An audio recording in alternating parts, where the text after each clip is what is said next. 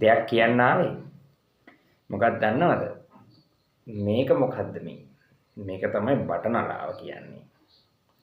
Flute එක කියන්නේ.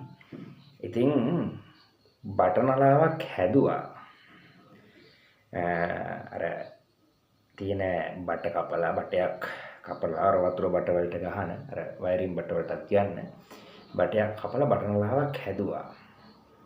ඉතින් ඒ නිර්මාණය කරා බටනලාවක් තිබුණා. වගේ බටනලාව තිබිච්ච එක මම දුන්නා අපේ පදනමේ අධ්‍යක්ෂක මහත්තයට. එතුමාගේ වීඩියෝ එකක් දාලා ඇති බටනලා ගහන වීඩියෝ එකක් අපි වගේ ගිනුමේ.